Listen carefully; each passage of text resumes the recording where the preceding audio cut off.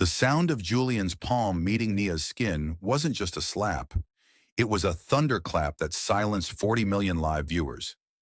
As Nia's head snapped sideways, her silk scarf fluttering to the stage floor, the on-air sign glowed like a drop of fresh blood.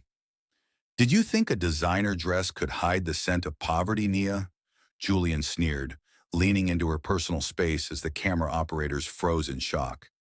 He saw only the broken girl he'd left in a gutter 3 years ago, the one who'd miscarried their child in a homeless shelter while he spent her life savings on a Porsche. He had no idea that the woman now staring back at him was the legal wife of Kwon Do-yun, the Shadow King of Seoul. Julian laughed, mocking her delusions of grandeur, completely unaware that the heavy diamond band beneath her glove was worth more than his entire network. He didn't see the red laser dots dancing across his chest from the shadows of the rafters. He didn't know that in precisely 7 minutes, his career would be incinerated and his freedom stripped away by the man currently watching the broadcast from an armored motorcade. Julian thought he was the star. He was actually the prey. The morning sun crept over the jagged horizon of Seoul, bleeding gold onto the floor-to-ceiling glass of the penthouse. From this height, the city looked like a circuit board, humming with a frantic energy that Nia still found overwhelming. She stood in the center of a walk-in closet that was larger than the entire apartment she had once shared with Julian. The one where she had counted pennies for bread while he spent her rent on silk ties. Now she moved her hand along a row of bespoke blazers, her fingers grazing fabric so fine they felt like water. Despite the opulence, her heart hammered against her ribs with a familiar, rhythmic dread. "The charcoal gray, I think," a deep, resonant voice vibrated behind her. Nia didn't need to turn to know it was Do-yun. She felt the sudden shift in the room's temperature, the way the air seemed to thicken with his presence. He stepped into her space, his reflection joining hers in the triptych of mirrors. Kwon Do-yun was a study in controlled power, his suit tailored to hide the lethal precision of a man who ruled the city's shadows. He didn't just walk, he occupied territory. His hands, scarred lightly across the knuckles but capable of infinite tenderness, settled on her shoulders. He noticed the slight tremor in her hands as she reached for a hanger. "You're vibrating, Nia," he murmured, his eyes searching hers in the glass. "If the gala is too much, we cancel. My wife does not perform for the public." "I have to go, Do-yun," she whispered, leaning back into his solid chest. "The Eternal Rising initiative needs a face. If I stay hidden in this golden cage and, as the tabloids call it, the message loses its heart." Do-yun's grip tightened slightly, not to restrain but to anchor. He was pathologically protective, a trait born from a life where anything precious was a target. In the hyper-competitive hierarchy of Korean high society, or Chaebol culture, public perception was a currency as volatile as the stock market. To Do-yun, the public eye was a sniper's nest. He preferred the omerta, the code of silence, of his world, where power was felt but never seen. But Nia knew that to help other women, she had to step into the light, even if that light felt like a searchlight. "Then you go with the vanguard," Do-yun stated, his tone brooking no argument. "6 men, 2 armored SUVs, and a direct line to me. You are the wife of a dragon, Nia. In this city, that means you are untouchable, but it also means you are watched." He reached into a velvet box and pulled out a necklace, a teardrop emerald encased in platinum. As he fastened it, the cold metal bit into her skin, a beautiful reminder of the weight she now carried. Nia looked at her reflection, seeing the dragon's wife, yet somewhere beneath the silk and jewels, the girl who had lost everything still shivered, unaware that the ghost of her past was already waiting for her under the bright lights of the studio. The afternoon sun had begun its slow descent, casting long, bruised shadows over the marble foyer of the penthouse when the invitation arrived. It wasn't just a card. It was a heavy cream-colored slab of cardstock embossed with 24-karat gold leaf, delivered by a courier who bowed so low his forehead nearly brushed the floor. Nia traced the raised letters of her name, Mrs. Nia Kwon, feeling the strange, dissonant weight of the title. To the world, she was the mysterious African flower blooming in the heart of Seoul's elite. To herself, she was still the girl who kept an emergency stash of cash hidden in her shoe, a trauma response her psyche refused to abandon. The Gala for the Unheard was the season's pinnacle event, a televised charity auction intended to raise billions of won for orphanages and women's shelters across Gyeonggi province. The organizers hadn't just invited her, they had begged her to be the keynote speaker, to represent the Eternal Rising initiative. They wanted her grace, her poise, and the unspoken terrifying influence of the man who shared her bed. It's a strategic move, Do-yun said, his voice cutting through her contemplation as he entered the room, loosening his tie. He stood behind her, his eyes scanning the invitation with the clinical precision of a general assessing a battlefield. In the Korean concept of Chaebol and social standing, philanthropy is the ultimate armor.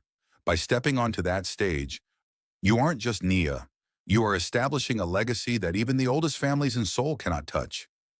Nia nodded, her mind drifting to the educational purpose of the evening.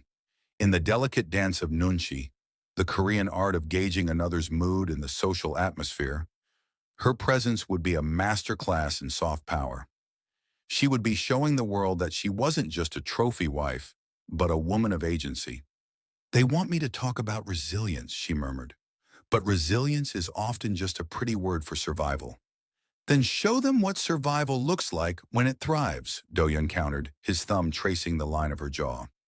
What the organizers had omitted from the Gold Leaf program, however, was the name of the master of ceremonies. The network had kept it a closely guarded secret to drive up the live television ratings, a surprise guest who had recently dominated the headlines with his charismatic, albeit predatory, rise to media stardom. As Nia looked out at the glittering Seoul skyline, she felt a sudden, inexplicable chill. She was stepping into the light to save others, unaware that the bright studio bulbs were being polished for a man who specialized in the dark. The stage was set, the cameras were being calibrated, and the surprise was a ghost from a past she thought she had buried in the dirt of a distant continent. The studio was a cavern of artificial brilliance, the air tasting of ozone and expensive hairspray. Nia stood in the wings, her pulse a frantic drumbeat against the emerald necklace Do-yun had fastened hours earlier. She practiced her kabun, the Korean concept of maintaining one's internal balance and outward composure, straightening her spine as the floor manager signaled 30 seconds to live. The Gala for the Unheard was being beamed into millions of homes, a spectacle of high society benevolence. And now, the voice boomed over the speakers, slick and heavy, with a rehearsed charm that made the hair on Nia's arm stand up. To introduce our keynote speaker, please welcome the man of the hour, Julian Vane. The name hit her like a physical blow. Nia froze as Julian stepped onto the stage, the studio audience erupting in applause. He looked exactly the same, yet more polished. A predator in a three-piece suit. As Nia was ushered out under the blinding heat of the spotlights, the world narrowed to the man standing at the podium. The moment their eyes met, the air left the room. Julian's professional mask didn't slip, but his eyes turned into chips of ice. As Nia reached the center of the stage, the cameras repositioned for a close-up. Julian leaned in, ostensibly to offer a polite cheek kiss for the viewers, but his lips brushed her ear instead. "I wondered where a rat like you scurried off to," he whispered, his voice a low, jagged blade. "Did you think a few Korean diamonds could wash off the smell of the gutter? I broke you once, Nia. I'll enjoy doing it again, right here in front of everyone." Nia pulled back, her face a mask of dignified stone, refusing to give him the satisfaction of a flinch. "I am not that girl anymore, Julian," she said, her voice quiet but steady. His ego, fueled by years of unchecked power and the adrenaline of a live broadcast, snapped. To Julian, she was still the property he had discarded, a subaltern who dared to stand on his level. In an act of senseless, arrogant violence designed to put her in her place, before he began his smear campaign, Julian swung his hand. The crack of his palm against Nia's cheek was amplified by the lapel microphones, a sharp, violent explosion that echoed through the silent studio. Nia's head snapped to the side, her emerald earring catching the light as she stumbled. The live sign blazed a mocking red in the corner of her vision. For a heartbeat, the entire nation of South Korea gasped. Julian stood over her, his chest heaving, a smirk of triumph playing on his lips. He thought he had reclaimed his throne. He had no idea that in the shadows of the rafters, the silent men in black were already touching their earpieces. And miles away, a dragon had just seen blood. The studio lights didn't just dim, they died with a violent mechanical snap that sucked the air out of the room. A collective gasp rippled through the audience as the high-definition glow of the Gala for the Unheard plunged into a terrifying, absolute pitch. On the monitors in the control room, the live signal flickered, but instead of the station's logo, a static-laced image of a black dragon began to bleed through the frequency. Julian stood frozen on stage, his hands still tingling from the impact of the slap, his eyes darting frantically as the emergency sirens began a low, mournful wail. He tried to shout for security, but the men in the yellow vests, the studio's hired muscle, were already gone. In their place, silent shadows moved with the clinical efficiency of ghosts. There were no shouts, only the muffled thuds of bodies hitting the floor and the metallic click of tactical gear. Do-yun's vanguard had neutralized the building's perimeter in less than 90 seconds, practicing the doctrine of total containment. In the dark, the only things visible were the tiny, glowing red HUDs of the tactical team's eyewear, circling the stage like wolves around a campfire. Then the center spotlight roared back to life, its beam so focused it looked like a pillar of white fire. It didn't fall on Julian, and it didn't fall on Naya. It struck the back of the auditorium, where the heavy soundproof doors swung open. Kwon Do-yun walked down the center aisle alone. The sound of his leather soles against the polished floor was the only noise in the building, a steady rhythmic promise of impending ruin. He didn't look at the cameras and he didn't look at the cowering socialites. His eyes were locked on Nia, who stood trembling but upright, her hand pressed to her reddening cheek. As he stepped onto the stage, the hijacked live feed stabilized, broadcasting his face to every television in the country. To the public, he was the enigmatic billionaire philanthropist. To Julian, who finally recognized the cold, predatory grace of the man approaching him, he was the end of the world.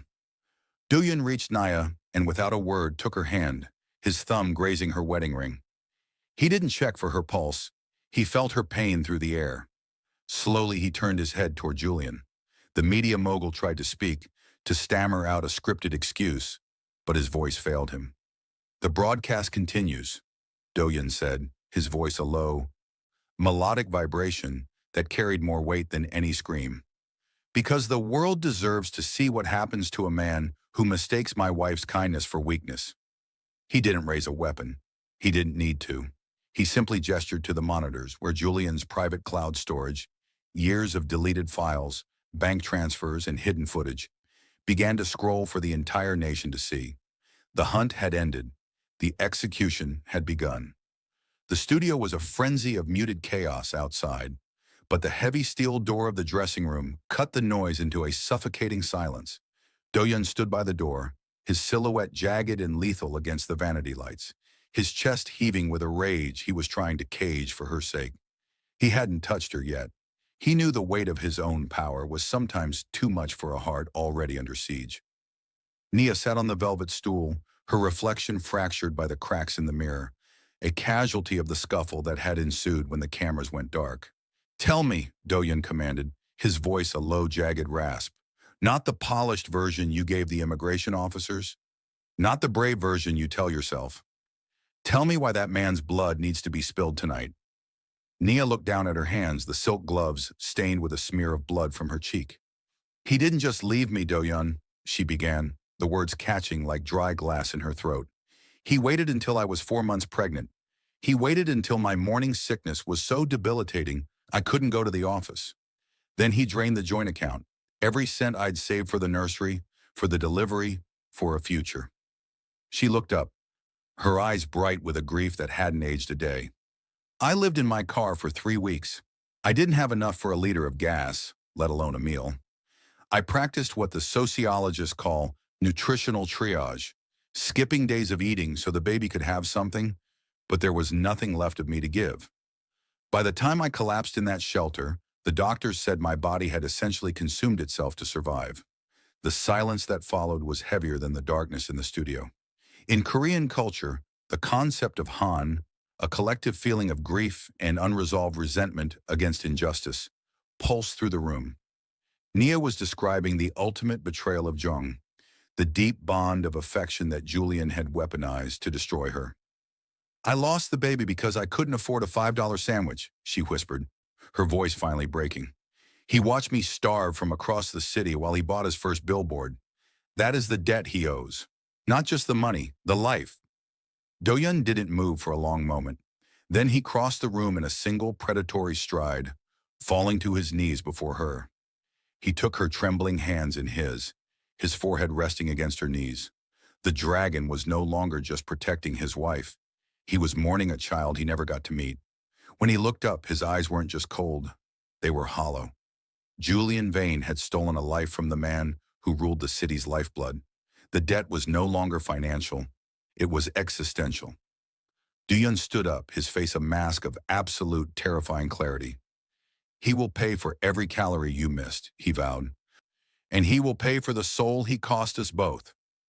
The heavy silence of the studio was shattered as the on-air light surged back to life, its crimson glare more accusatory than a judge's gavel. But the power dynamic had shifted irrevocably. The cameras were no longer Julian's tools of manipulation. They were the cold, mechanical eyes of a firing squad. Do-yun stood center stage, his hand anchored firmly on the back of Julian's neck, forcing the media mogul to his knees at the very edge of the platform where, moments ago, he had reigned supreme. "Look at the lens, Julian," Do-yun commanded, his voice a low vibration that carried through the millions of living rooms currently tuned in. "The world is waiting for the performance of your life." Julian's face, usually perfected by studio makeup, was now a mask of sheer, unadulterated terror. On the massive LED screens behind them, a digital ledger began to scroll. The trial by media was becoming a data-driven execution.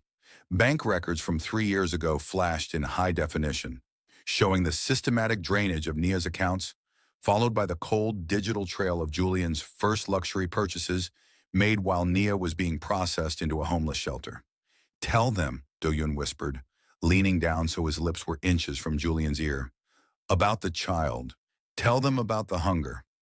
The pressure of Do-yun's grip was a silent promise of what would happen if he lied.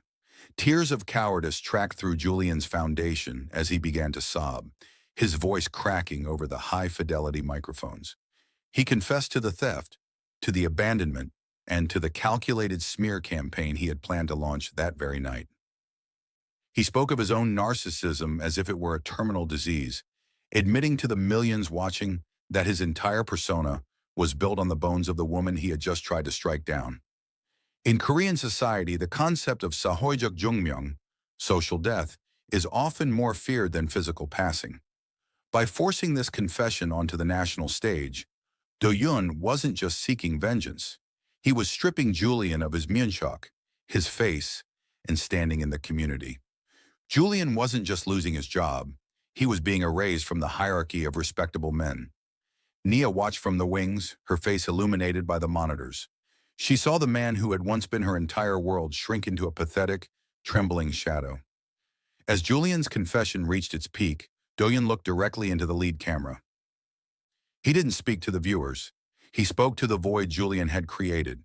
With a final disdainful shove, he released Julian, leaving him weeping on the floor. The dragon had finished his hunt, and the prey was no longer worth the effort of the kill. The screen flickered once, then cut to a feed of the Eternal Rising logo, cementing the moment Julian Vane became a ghost in his own industry.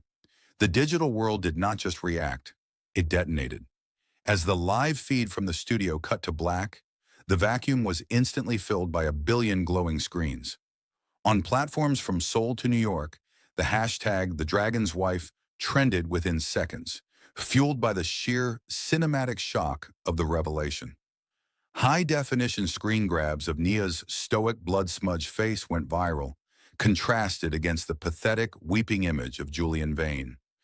In the relentless landscape of the internet, Julian was being subjected to a digital execution, his past scrubbed and exposed by anonymous hackers and outraged viewers alike. The narrative had flipped with the speed of a light switch. Nia was no longer the abandoned ex. She was a global icon of silent strength, a woman who had survived the unthinkable to marry a king.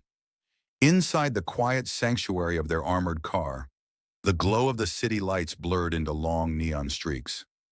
The silence here was different now. It was no longer heavy with secrets, but light with the exhaustion of a battle won. Do-yun reached into the breast pocket of his coat and produced a small, velvet-lined box.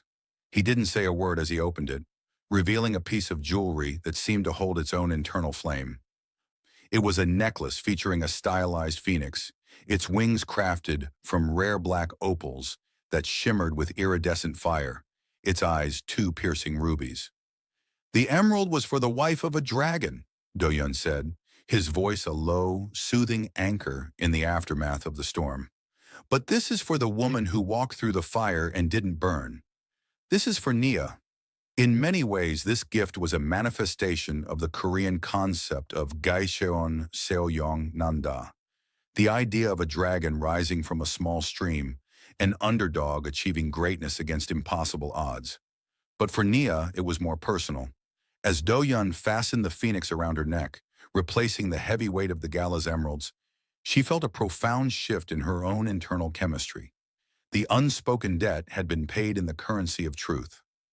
She leaned her head against Do-yun's shoulder, her fingers tracing the intricate wings of the phoenix. Outside the window, she saw a massive digital billboard in Myeongdong. It wasn't playing an advertisement.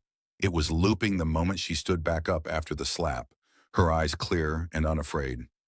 She realized then that Julian hadn't just lost his career, he had lost the power to define her. The viral vengeance wasn't just about his ruin, it was about her resurrection.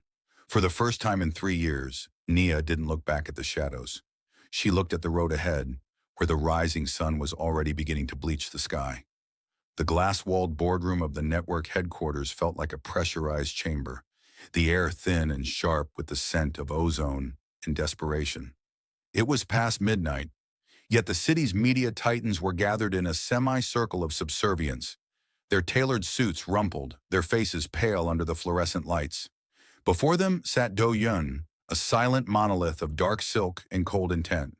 He didn't need to shout. His presence was a gravitational force that pulled the room's oxygen toward him. "We had no knowledge of his history, Mr. Kwon," the CEO of the network stammered, his hands trembling as he pushed a folder across the table. "Julian Vane's contracts have been terminated effective immediately. We are prepared to offer a public apology and a significant settlement to Mrs. Kwon to ensure this unpleasantness goes no further." Do-yun didn't glance at the folder. In the sophisticated world of Korean corporate negotiation, this was the moment of gapjil, a term often used to describe the abuse of power by the elite. But tonight it was being repurposed as a scalpel for justice. Do-yun wasn't interested in a settlement. He was interested in a total erasure. "I am not here to negotiate the price of my wife's pain," Do-yun said, his voice a low, terrifyingly calm vibration. "I am here to execute the contract of ruin." He gestured to his lead counsel, who stepped forward to lay out the terms. It was a masterpiece of legal devastation. Do-yun demanded the immediate seizure and liquidation of every asset Julian Vane owned. The luxury penthouse, the investment portfolios, the royalties from his previous shows, and even the future earnings of his production company. In the intricate web of Chaebol influence, Do-yun had already squeezed Julian's sponsors, convincing them that continued association with the fallen star was a death sentence for their brands.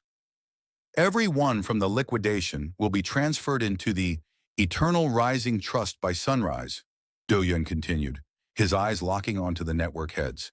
"If 1 cent is missing, or if a single NDA is used to protect him, I will buy this network by noon and burn it to the ground for the insurance money." The educational reality of the moment was clear. Power in Seoul wasn't just about who had the most money, but who could weaponize it most effectively. Julian had used his platform to bully the defenseless. Now that same platform was being dismantled to build a sanctuary for his victims.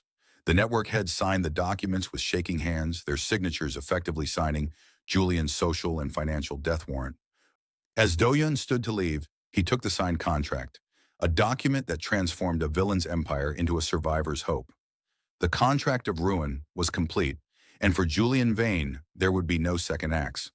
The morning air was crisp and carried the scent of fresh pine and hope as the ribbon-cutting ceremony for the Eternal Rising Sanctuary commenced. Located in the very heart of the district where Julian had once reigned, the building had been transformed from a cold corporate monolith into a sun-drenched haven of glass and greenery. Do-yun stood a few paces behind Nia, his presence a silent, protective shadow as he watched her address the crowd of survivors, advocates, and cameras. She wore a simple ivory-toned suit that radiated a quiet, unshakable power, her phoenix necklace catching the light like a beacon. For a long time, I believed my value was tied to someone else's mercy. Nia spoke into the microphone, her voice steady and clear. I learned the hard way that when the world tries to starve your spirit, you must become the architect of your own feast. This sanctuary is not just a building, it is a promise that no woman in this city will ever have to choose between her safety and her survival again. As the applause swelled, Nia retreated for a moment into the quiet of her new executive office. The room was a sanctuary of its own, filled with books and the soft hum of the city she had finally conquered.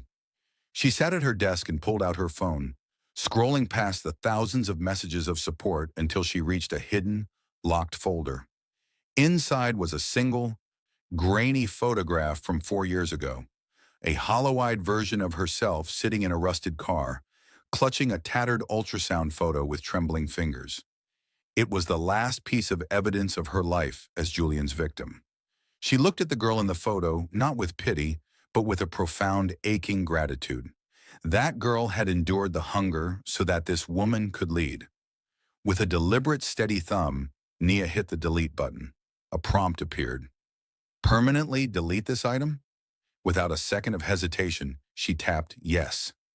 The ghost of Julian Vane was finally gone, dissolved into a sea of binary code. In the sophisticated landscape of her new life, Nia understood the concept of Zhonghui, true justice. It wasn't just about the ruin of the villain, it was about the reclamation of the self. Do-yun appeared in the doorway, his eyes softening as they met hers. He didn't ask what she was doing, he simply held out his hand. Nia stood, leaving the empty digital folder behind, and walked toward him. As she stepped back out into the sunlit hall of her sanctuary, she knew her story was no longer a tragedy written by an abuser. It was an epic of her own making, and for the first time in her life, the future was blindingly bright.